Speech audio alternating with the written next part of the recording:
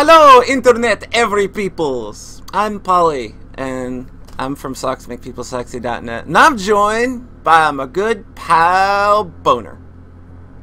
Hello, Star Crusader. I want to be your space invader. You're bought and didn't know it. How you doing, Bone Dog? I'm doing radically. Doing radically? Yourself? Are you ready to learn about a pretty radical video game? Are there BMX bikes jumping off of dinosaurs? None of that, unfortunately. That'll be next time. Cool. But this time, if you're familiar with the Sockscast lore, you may have heard Mr. Jonathan Thayer speak of this game a little bit. I believe he also brought it up on his Game of the Year list last year. I can't remember if it was actually on the list or an honorable mention. But this is 868 Hack by Michael Bro. Or maybe it's just 868 Hack Michael Bro. Maybe that's just the name of the game. And this is, I guess people sort of classified it as a roguelike, but you're going to find out by the end of this video that a game of 868 Hack ends a lot faster than this video is going to last. This is, I consider this more of sort of a turn-based arcade game.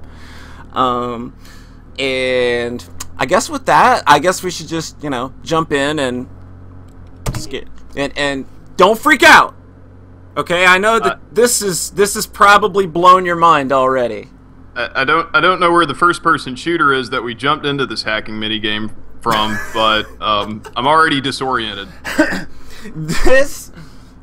But don't worry, I'm gonna calm you right down, because this is just intimidating as hell when you first look at it. This is just like, screenshots do not do this game a lot of justice, because it's really hard to get across that even though it looks like this crazy complicated thing, it's actually very simple. So what we've got here is this 6x6 grid.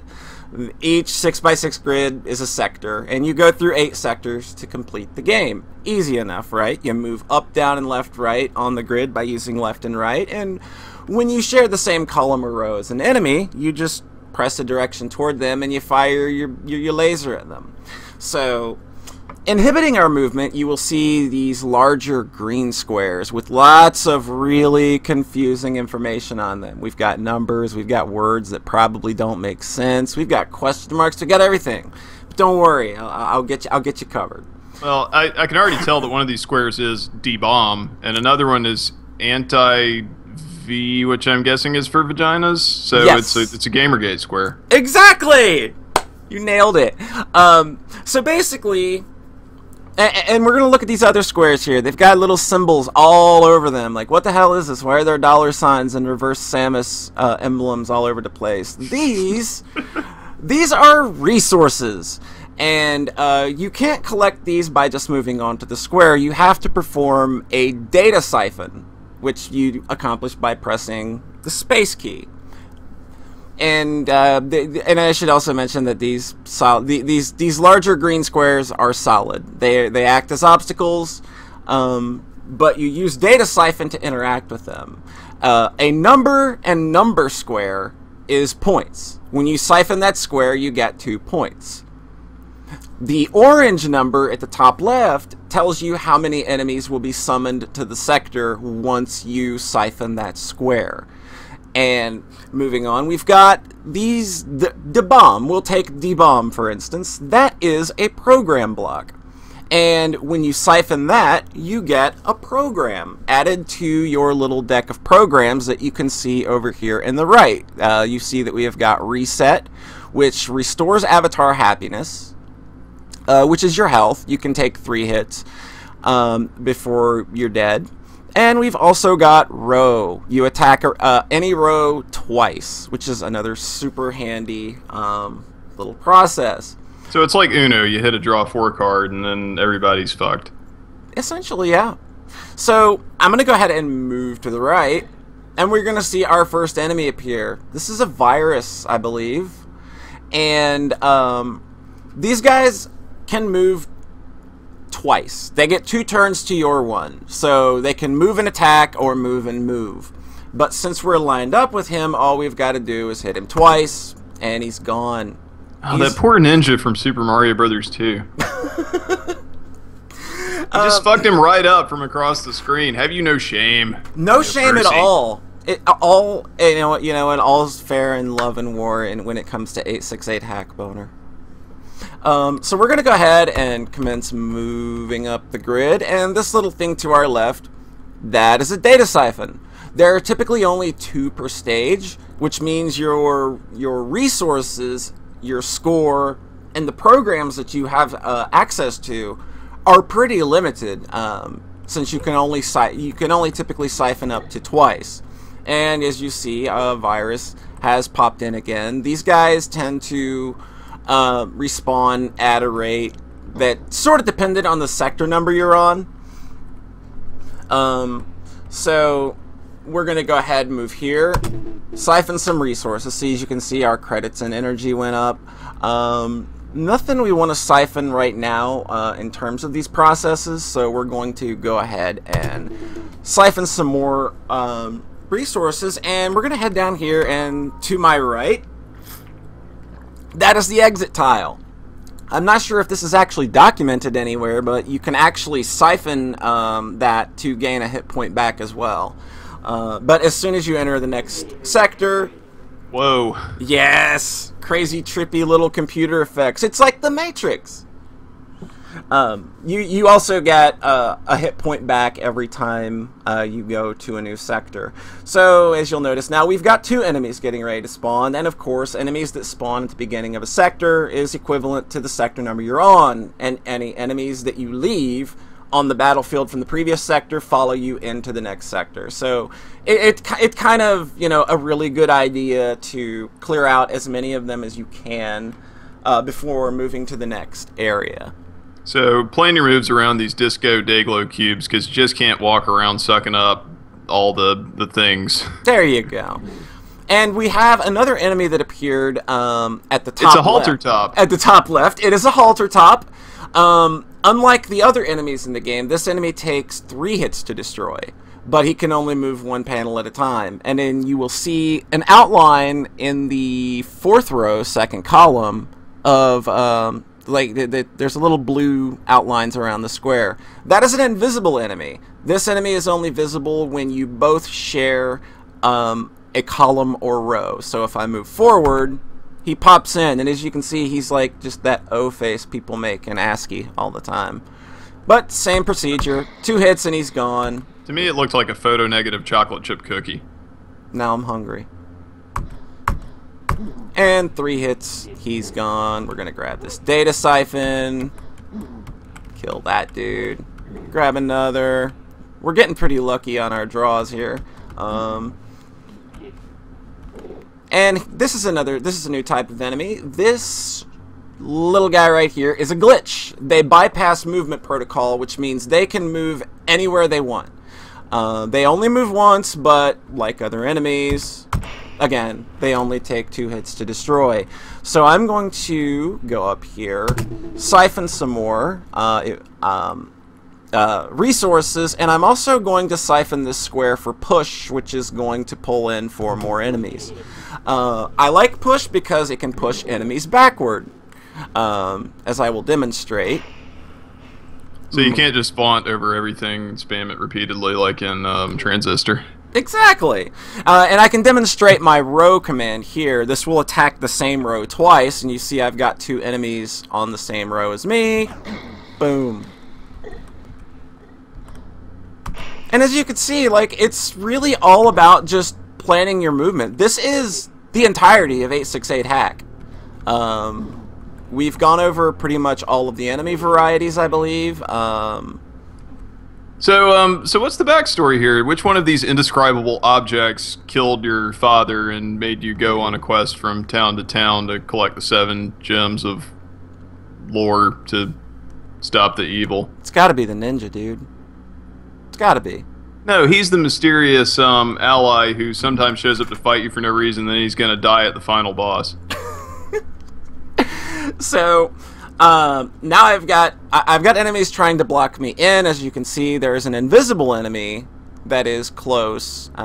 He has already moved 1 space. You can easily track them by where they spawn because they usually take the route quickest to you. So I'm going to go ahead and execute a push to push everybody back, and I'm going to let that guy hit me because that was good. Push him real good. I'm going to push him real good.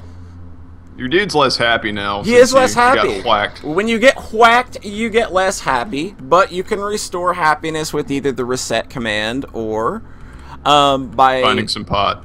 Yes. And now I'm even less happy. Oh, oh, it's such a bummer. But the fear feels not. from this game. But fear not. We will reset, and we are happy again. So I've got another data siphon. Gonna run up here and just steal some of that. And that's really all this game is. This is really simple, but where it starts getting complex is when you're trying to build yourself up and gain new abilities. Like, if I want a D-bomb, I'm going to spawn 4 more enemies. You know, let's go ahead and do that. And now they're all over the place, but since I've got D-bomb,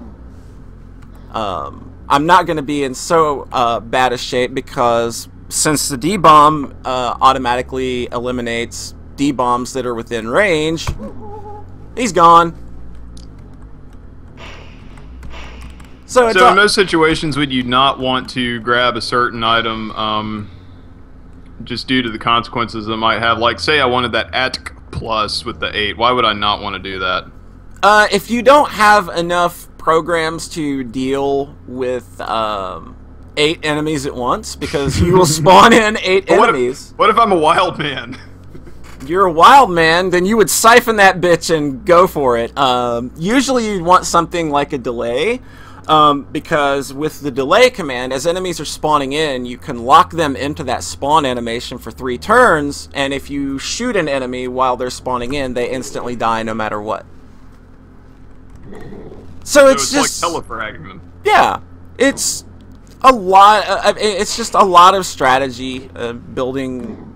You know, like trying to build your resources around the programs at your disposal so that you don't run out. But you know, and getting to the end. That's basically it. Let's siphon this question square. Let's be ballsy. We're summoning 5 enemies. We got 5 points for it. That's the only way you can score points in this game, is siphoning. And as you can guess, you know, like, the riskier you want to play, the more points you want to siphon, but you're also creating some rather large problems for yourself to do so. So I sort of like look at this game as like the easy mode is playing the game through to complete it, and hard mode is playing this game for score. I look at it as a metaphor for the American tech sector. You go around slurping up everything that might be your competition and doing it better than they did, and then getting them to push your own product and make a profit, like a Microsoft or an Oracle. That makes just as much sense. That's exactly like if I had been more on the ball tonight and wasn't quite as tired, I think that's the exact analogy I would have made as well. But as you can see, like, once you get going, this game is really, really fast. And I, on the other hand, am always on balls. Yes! Of some nature. Raquel's going to be very disappointed. Oh. Whatever are we going to... She's going to be completely distraught, Boner. Now He's going to make the same face as your smiley dude. Yeah. But he's gotten rather nonchalant now. He's moving to this next screen. He's a little nonplussed. So he's minus.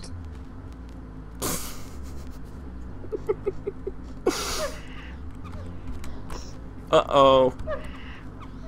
Sad Christmas. Sad Christmas is sad. And I'm dead. Oh.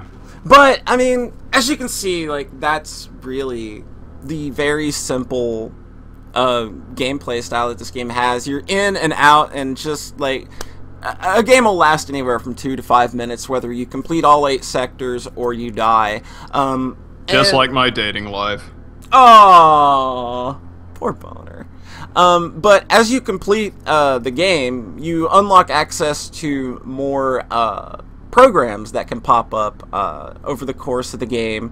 And as you loop around more and more, the game gets progressively difficult. Like, I got into a variation yesterday where every program was encrypted, and I couldn't tell what it was until I siphoned it. That was fun. That was a fun run that ended in about 3 turns. Everything is monster in a box. Yes, basically. That's basically a great way of looking at this game. Really, is that everything is a monster in a box, and it's up to you if you want to have, if you've got the balls to stand up to that monster in a box. Live bulls. So, I hope you understand this cool little game and think it is as rad as I do. It is currently $5.99 on iTunes and $5.68 on Steam. Thanks for joining me, Monsieur Bonheur. My pleasure. Later, y'all.